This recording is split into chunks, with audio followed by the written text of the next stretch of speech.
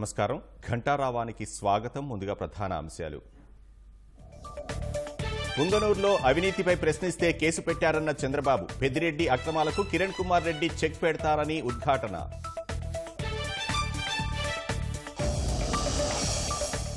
జనం కోసం పవన్ జన సైనికుడయ్యారన్న చిరంజీవి. గెలిపించి చట్టసభకు పంపాలని పిఠాపురం ప్రజలకు వినతి.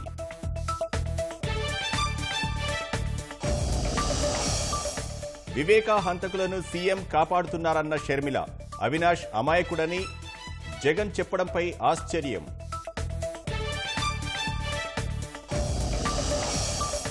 పోస్టల్ బ్యాలెట్ ఓటింగ్ 4వ రోజు ఉద్యోగుల పాట్లు. ఓట్ల గల్లంతు, సౌకర్యాల కొరతతో తీవ్ర అసహనం.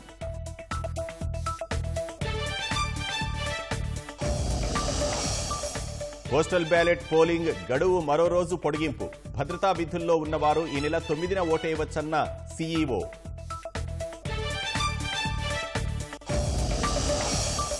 ఎన్నికల వేళ రాష్ట్ర వ్యాప్తంగా వైకాపా అరాచకాలు. బనగానపల్లిలో తెదేపా కార్యకర్తలపై కర్రలు, రాళ్లతో దాడి. దేశవ్యాప్తంగా ముగిసిన 3వ విడత పోలింగ్. సాయంత్రం 5 గంటల వరకు 60.19% నమోదు.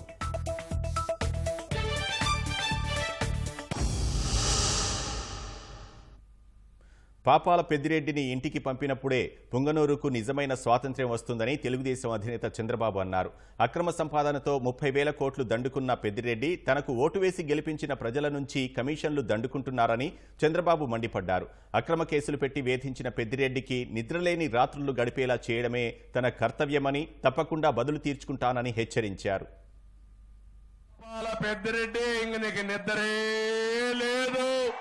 నిద్ర లేని రాత్రులు చూపించే బాధ్యత మాది.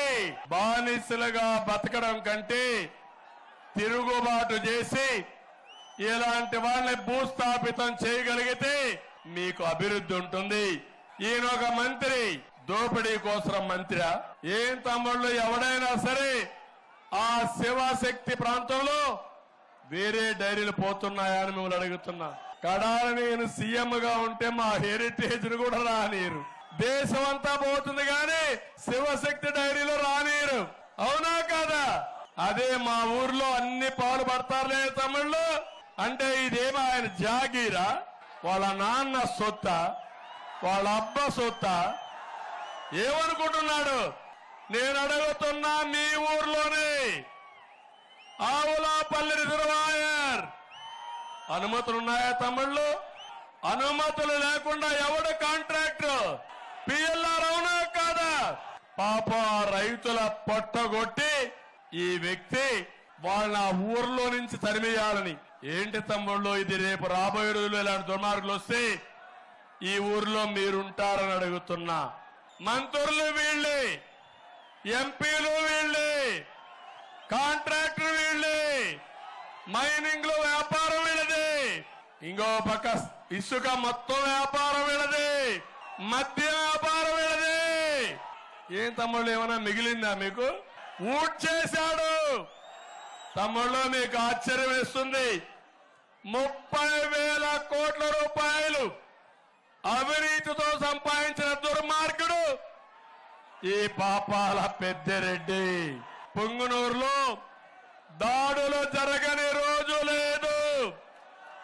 పాపాల పెద్దిరెడ్డి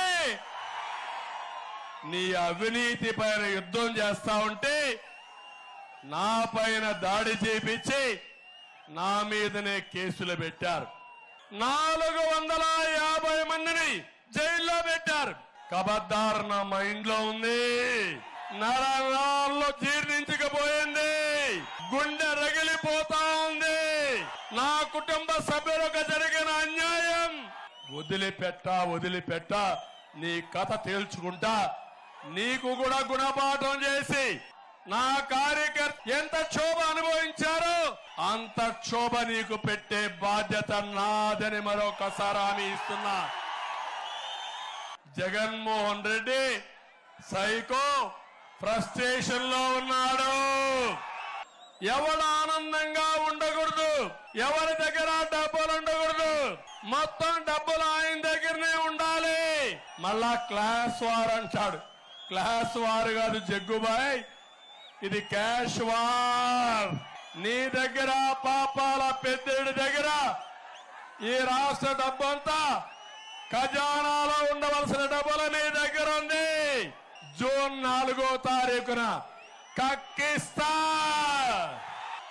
పొంగునూరుని అభివృద్ధి చేసే బాధ్యత మాది. కుప్పంతో సమానంగా చేస్తా.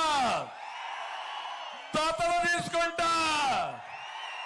బ్రహ్మాండంగా అభివృద్ధి చేస్తా. మీ రుణం తీర్చుకుంటా. పెద్దిరెడ్డి రామచంద్రారెడ్డి ఎయిడ్స్ కంటే యమ డేంజర్ అని మాజీ ముఖ్యమంత్రి రాజంపేట పార్లమెంట్ కూటమి అభ్యర్థి కిరణ్ కుమార్ రెడ్డి విమర్శించారు. జగన్ వైకాపా నేతలు తనపై లేనిపోని ఆరోపణలు చేస్తున్నారని, అసలు జగన్ అరెస్టుతో తనకేం సంబంధం అని, సోనియాగాంధీ ప్రమేయం లేదని స్వయంగా షర్మిల చెప్పారని గుర్తు చేశారు. ఓటు వేసే ప్రజల నుంచి కమిషన్లు తీసుకుంటున్న పెద్దిరెడ్డిని ఇంటికి పంపాలని పుంగనూరు ప్రజాగళం సభలో కిరణ్ కుమార్ రెడ్డి పిలుపునిచ్చారు. పుంగనూరు నియోజకవర్గాన్ని, రాజకీయాన్ని ఒక అక్రమ సంపాదన కేంద్రంగా చేసుకున్న పెద్దిరెడ్డిని ఇంటికి పంపించాల్సిందే. ఎవరైనా నీతివంతుడైన రాజకీయ నాయకుడు వారికి ఓటేసి గెలిపించిన వారి దగ్గర కమిషన్ తీసుకుంటాడా? ఇసుక, ఖనిజం ఇవి లేకన్నానే ఉత్త పుంగనూరు ప్రజల నుంచి 1500 కోట్ల రూపాయలు ఈ 5 ఏళ్లలో సంపాదించాడు మీ పెద్దిరెడ్డి రామచంద్రారెడ్డి. అటువంటి వ్యక్తికి మీరు ఓటేస్తారా? ఒక్కసారి ఆలోచన చేయాలి. ఏం చెప్పాడు? నేను ఎవరో కాళ్ళు పట్టుకుంటే ముఖ్యమంత్రి అయ్యా అని. దానికి సమాధానం నేనేం చెప్పాను? ఎవరి కాళ్ళు ఎవరు పట్టుకున్నారో మీకు అందరికీ తెలుసు. ఆఫ్టర్ ఆల్ ఒక డిసిసి పదవికి వచ్చి కాళ్ళు పెట్టుకునే వ్యక్తి, ఆయన చరిత్ర ఏమిటో ఒక్కసారి ఆలోచన చేసుకోండి మీరందరూ కూడా. సచిన అబద్ధం చెప్పను. నేను కాణిపాకానికో ఏడికి కావాలంటే అది ప్రమాణం చేస్తా అని చెప్పా. దానికి కూడా సమాధానం లేదు. జగన్మోహన్ రెడ్డిని నేను అరెస్ట్ చేశానని చెప్పాడు. నాకేం సంబంధం జగన్మోహన్ రెడ్డి అరెస్ట్ తో? ఆమె సొంత చెల్లెలే చెప్పింది. కోర్టు ద్వారా జగన్మోహన్ రెడ్డి అరెస్ట్ అయ్యాడు, సోనియా గాంధీకి ఏం సంబంధం లేదని. సోనియా గాంధీకి సంబంధం లేదంటే నాకేం సంబంధం? సాయిబాబా ట్రస్ట్ సంబంధించిన బంగారం అంతా ఎత్తుకొని వెళ్ళిపోయానంట. దానికి కూడా నేను అయ్యప్ప స్వామి గుడికి వచ్చి ప్రమాణం చేస్తానని చెప్పాను. మీకు పంచాయతీరాజ్ ఎలక్షన్, మున్సిపల్ ఎలక్షన్స్ ఎక్కడన్నా జరిగినాయా? జరగలేదా? ఎందుకు జరగలేదు? దౌర్జన్యం చేసి లాక్కున్నాడు. ఇప్పుడేమైంది? ఇప్పుడు ఎందుకు మీ ఇంటికి వచ్చి ఓటు అడుగుతున్నాడు? దౌర్జన్యం చేయలేక వెబ్ కెమెరాలు పెట్టడం జరిగింది. దొంగ ఓటు పడిందంటే మనం ఎక్కడి నుంచైనా లింక్ తీసుకొని ఆ దొంగ ఓటును ట్రేస్ చేసి కేసు పెట్టొచ్చు. సో మీరు దొంగ ఓటుకు మీరు భయపడనక్కర్లేదు. మీ స్వేచ్ఛగా ఓటేసుకోండి. ఇప్పుడు ఈయన ఇచ్చే డబ్బు కోసం మీరు తీసుకొని క్షణమ సంతోషం కోసం మీ జీవితాలను పాడి చేసుకోవద్దు. ఈ పెద్దిరెడ్డి రామచంద్రారెడ్డి ఎయిడ్స్ వ్యాధి కంటే డేంజరస్ వాడు. ఎయిడ్స్ వ్యాధి కంటే డేంజరస్ వాడు. మీరు అటువంటి వానికి ఓటేస్తారా? ఒక్కసారి ఆలోచన చేసుకోండి. అధికారాన్ని అడ్డుపెట్టుకుని వివేకా హత్య కేసులో అవినాష్ రెడ్డిని ముఖ్యమంత్రి జగనే కాపాడుతున్నారని పీసీసీ అధ్యక్షురాలు షర్మిల మండిపడ్డారు. వైఎస్సార్ జిల్లా కమలాపురం నియోజకవర్గంలో ఎన్నికల ప్రచార బహిరంగ సభలో ఆమె పాల్గొన్నారు. అవినాష్ రెడ్డి అమాయకుడని రవీంద్రనాథ్ రెడ్డి, జగన్ ఇద్దరూ చెబుతున్నారని షర్మిల ఆగ్రహం వ్యక్తం చేశారు. కడప స్టీల్ ప్లాంట్పై పార్లమెంట్లో అవినాష్ ఒక్కసారైనా మాట్లాడారా అని షర్మిల ప్రశ్నించారు. చిన్నపిల్లాడట, మాట్లాడలేడట, సాక్ష్యాలు తుడిచేస్తుంటే చూస్తూ ఊరుకుంటాడట. అమ్మా వీళ్ళు చిన్నపిల్లలు కాదు, వీళ్ళు అమాయకులు కాదు. అన్నా హత్య జరిగిన రోజున మాకు కూడా తెలియదు ఎవరు చంపారు, కానీ సిబిఐ వచ్చి ఎంక్వైరీ చేసి సాక్ష్యాలు ఆధారాలు అన్ని చూపుతుంది అవినాష్ రెడ్డి గారి హస్తం ఉంది అని. డబ్బులు మారాయి, 40 కోట్ల కంట మాట్లాడుకున్నారు. ఎవరి దగ్గర ఉంటుందమ్మా అంత డబ్బు? అవినాష్ రెడ్డి గారు కాకపోతే ఎవరు చంపినట్టు, ఎందుకు చంపినట్టు? 5 కోట్లు డబ్బు కూడా తీసుకున్నారు అని సిబిఐ ఆధారాలు చూపుతుంది. ఇన్ని సాక్ష్యాలు ఆధారాలు ఉండి కూడా 5 సంవత్సరాలుగా ఇప్పటి వరకు ఒక్క చెయ్యి కూడా పడలేదు అవినాష్ రెడ్డి గారి మీద. ఎందుకని? ఎందుకంటే సాక్షాత్తు ముఖ్యమంత్రి జగన్మోహన్ రెడ్డి గారే అధికారాన్ని అడ్డేసి మరీ కాపాడుతున్నారు కాబట్టి. గొడ్డలి వేట్లతో 7 సార్లు నరుకుతే వివేకానంద రెడ్డి గారి ఎముకలు బయటకు వచ్చాయి, ఆయన మెదడు బయటకు వచ్చిందట, ఇల్లంతా రక్తం అయిపోయిందట. అయినా కానీ ఆ రోజు సాక్షి టీవీలో మాత్రం హార్ట్ అటాక్ అని చెప్పారు. హార్ట్ అటాక్ నడిపేది ఎవరమ్మా? జగన్మోహన్ రెడ్డి గారి భార్య. మరి ఎందుకు అలా చెప్పారు అని ఈ రోజు వరకు జగన్మోహన్ రెడ్డి గారు ప్రజలకు సమాధానం చెప్పారా? చెప్పలేదు. జనమే జయం అని నమ్మే జనసేనాని ఏం చేయగలడో చూడాలంటే పిఠాపురం ప్రజలు గాజు గ్లాస్కు ఓటు వేసి పవన్ కళ్యాణ్ను గెలిపించాలని మెగాస్టార్ చిరంజీవి విజ్ఞప్తి చేశారు. ఈ మేరకు పిఠాపురం ప్రజలను ఉద్దేశించి ప్రత్యేక వీడియో విడుదల చేసిన చిరంజీవి చట్టసభల్లో పవన్ కళ్యాణ్ గొంతు వినాలని ఆకాంక్షించారు. పవన్ కళ్యాణ్ అమ్మ కడుపున ఆఖరివాడిగా పుట్టిన అందరికీ మంచి చేయాలి, మేలు జరగాలి అనే విషయంలో ముందువాడుగా ఉంటాడు. తన గురించి కంటే జనం గురించి ఎక్కువగా ఆలోచించే మనస్తత్వం నా తమ్ముడు కళ్యాణ్ బాబు. ఎవరైనా అధికారంలోకి వచ్చాక ప్రజలకు ఏదైనా చేయాలనుకుంటారు, కానీ కళ్యాణ్ తన సొంత సంపాదనని కౌలు రైతులు కన్నీళ్లు తుడిచేందుకు ఖర్చు పెట్టడం, సరిహద్దు దగ్గర ప్రాణాలొడ్డి పోరాడే జవాన్ కోసం పెద్ద మొత్తం అందివ్వడం, అలాగే మత్స్యకారులు ఇంకా ఎందరికో తాను చేసిన సహాయం చూస్తుంటే ఇలాంటి నాయకుడు కదా జనాలకు కావాల్సింది అనిపిస్తుంది. ఒక రకంగా చెప్పాలంటే సినిమాలోకి తను బలవంతంగా వచ్చాడు, రాజకీయాలు మాత్రం ఇష్టంతోనే వచ్చాడు. ఏ తల్లికైనా తన కొడుకు కష్టపడుతుంటే గుండె తరుక్కుపోతుంది. అలాగే ఏ అన్నకైనా తన తమ్ముడు అనవసరంగా మాటలు పడుతుంటే బాధ వేస్తుంది. ఆ బాధపడుతున్న నా తల్లికి ఈ అన్నయ్యగా ఒక మాట చెప్పాను, నీ కొడుకు ఎంతో మంది తల్లుల కోసం వాళ్ళ బిడ్డల భవిష్యత్తు కోసం చేసే యుద్ధం అమ్మా ఇది, మన బాధ కంటే అది ఎంతో గొప్పది అన్నాను. అన్యాయాన్ని ఎదిరించకుండా మౌనంగా ఉండే మంచివాళ్ల వల్లనే ప్రజాస్వామ్యం మరింత నష్టమని నమ్మి జనం కోసం జన సైనికుడు అయ్యాడు. తాను బలంగా నమ్మిన సిద్ధాంతం కోసం తన జీవితం రాజకీయాల్లోకి అంకితం చేసిన శక్తిశాలి పవన్ కళ్యాణ్. ప్రజల కోసం, రాష్ట్ర భవిష్యత్తు కోసం ఆ శక్తిని వినియోగించాలి అంటే చట్టసభలో అతని గొంతు మనం వినాలి. జనమే జయంను నమ్మే జనసేనాని ఏమి చేయగలడో చూడాలంటే మీరు పిఠాపురం ప్రజలు కళ్యాణ్ని గెలిపించాలి. మీకు సేవకుడుగా, సైనికుడుగా అండగా నిలబడతాడు, మీకోసం ఏమైనా సరే కలబడతాడు, మీ కళ నిజం చేస్తాడు. పిఠాపురం వాస్తవ్యులకు మీ చిరంజీవి విన్నపం, గాజు గ్లాసు గుర్తుకి మీ ఓటు వేసి పవన్ కళ్యాణ్ని గెలిపించండి. జనసేన అధినేత పవన్ కళ్యాణ్కు యువ కథానాయకుడు నాని మద్దతు ప్రకటించారు. సినిమా కుటుంబ సభ్యుడిగా పవన్ కోరుకున్న విజయాన్ని సాధించాలని ఆశిస్తున్నట్లు ఎక్స్లో నాని పోస్ట్ చేశారు. పవన్ పెద్ద రాజకీయ యుద్ధాన్ని ఎదుర్కొంటున్నారని పేర్కొన్న నాని తనతో పాటు ఎంతో మంది ప్రేమాభిమానాలు ఆయనకు తోడున్నాయని అన్నారు. పవన్ తన వాగ్దానాలన్నింటినీ నిలబెట్టుకోవాలని కోరుకుంటున్నట్లు చెప్పారు. రాష్ట్రంలో ఎవరూ ఊహించని రీతిలో 3 రాజధానులు తీసుకొచ్చిన ఘనత తనదేనని సీఎం జగన్ అన్నారు. రాజానగరం, ఇచ్చాపురం, గాజువాకలో జరిగిన ఎన్నికల ప్రచార సభల్లో పాల్గొన్న ఆయన ఎన్నికలు గెలిచిన తర్వాత విశాఖలోనే ప్రమాణ స్వీకారం చేస్తానన్నారు. స్టీల్ ప్లాంట్ ప్రైవేటీకరణపై తన 5 ఏళ్ల పాలనలో దాటవేత వైఖరి ప్రదర్శించిన సీఎం గాజువాకలో మాత్రం తన కారణంగానే ప్రైవేటీకరణ ఆగిపోయిందంటూ చెప్పుకొచ్చారు. రాష్ట్రంలో ఎప్పుడు ఊహించిన విధంగా మొట్టమొదటిసారిగా 3 రాజధానుల దిశగా అడుగులు వేసింది కేవలం ఈ 59 నెలల కాలంలో మీ బిడ్డకు మాత్రమే ఆ ధైర్యం ఉంది అని చెప్పి కూడా చెప్పడానికి గర్వపడతా ఉన్నాడు.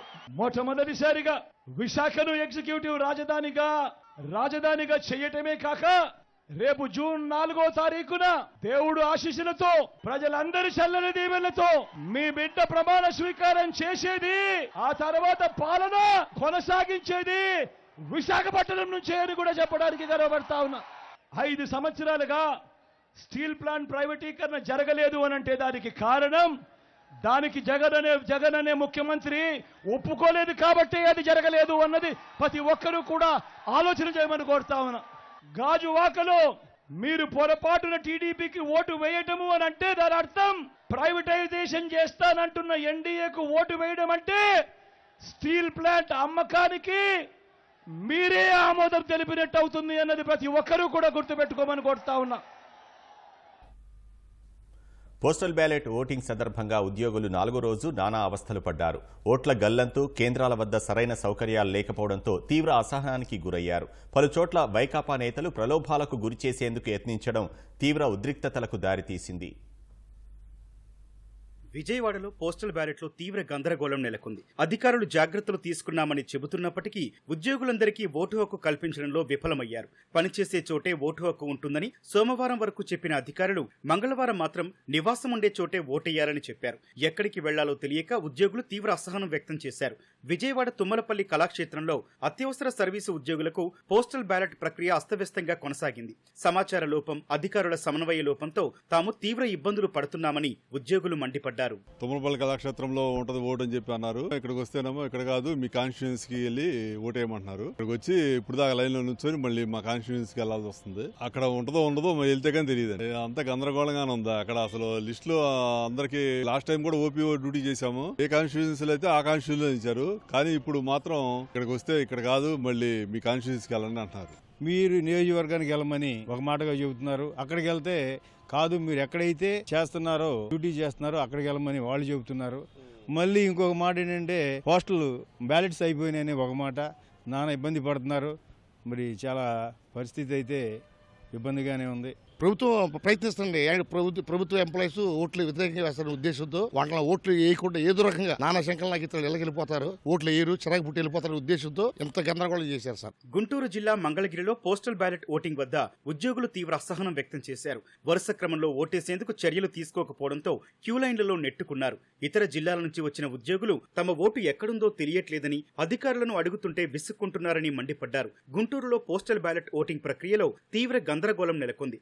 వర్కింగ్ ఆర్డర్ ప్రకారం విధులు నిర్వహించే చోట ఓటు వేసేందుకు వెళ్తే లేదని చెబుతున్నారని ఉద్యోగులు వాపోయారు. మరోవైపు సరైన ఏర్పాట్లు చేయకపోవడంతో ఓటు వేసేందుకు గంటల తరబడి నిలబడాల్సి వస్తోందని, తాగునీరు కూడా అందుబాటులో పెట్టలేదని అసహనం వ్యక్తం చేశారు. గుంటూరు మహిళా కళాశాలలో పోస్టల్ బ్యాలెట్ ప్రక్రియను గుంటూరు పశ్చిమ కూటమి అభ్యర్థి గల్లా మాధవి పరిశీలించారు.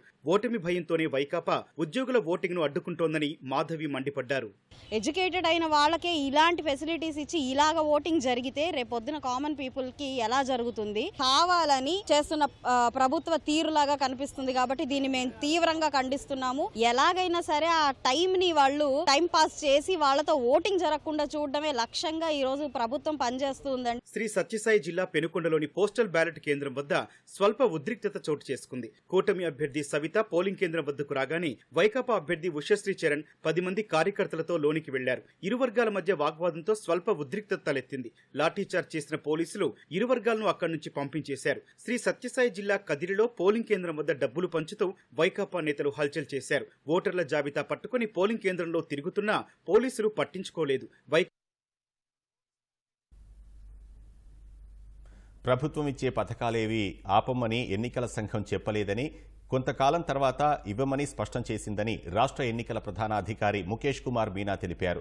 ఇప్పటి వరకు 3,30,000 మంది పోస్టల్ బ్యాలెట్ వినియోగించుకుంటున్నారన్నారు. పోస్టల్ బ్యాలెట్ వినియోగానికి మరో రోజు గడువు పొడిగించినట్లు వెల్లడించారు. కొన్ని ఫెసిలిటేషన్ సెంటర్ల వద్ద ఓటర్లను ప్రలోభ పెడుతున్నారన్న సీఈఓ, ఒంగోలులో కొందరు ఉద్యోగులు ఈ ప్రలోభాలకు లోనైనట్లు నిర్ధారణకు వచ్చినట్లు చెప్పారు. పల్నాడులో హోలోగ్రామ్ ద్వారా ఓటర్లను ప్రలోభ పెడుతున్నారన్నారు. ప్రలోభాలపై విచారణ చేపట్టి బాధ్యులపై చర్యలు తీసుకుంటామన్నారు. పోలింగ్ సందర్భంగా అక్రమాలకు పాల్పడిన ఓ పోలీస్ కానిస్టేబుల్ను సస్పెండ్ చేసినట్లు సీఈఓ తెలిపారు. తర్వాత ఆసరా కింద కమిషన్కి పంపించిన రికమెండేషన్ తర్వాత కమిషన్ నిన్న they have asked some more details. అంటే ఆ స్కీమ్ సంబంధించి లాస్ట్ టైం ఎప్పుడు ఇచ్చారు, తర్వాత జనరల్ పీరియడ్ ఏ పీరియడ్లో ఇస్తారు, ఏ పద్ధతిలో ఇస్తారు, ఆ కొన్ని ఇంకా ఫర్దర్ డీటెయిల్స్ అడగడం జరిగింది చేయూత ఆసరాకి సంబంధించి. So we have send it to the concern department, ఈరోజు పంపించాము. సో వాళ్ళు మళ్ళీ దీనిపైన క్లారిఫికేషన్ రాస్తే then again we will recommend it to the election commission.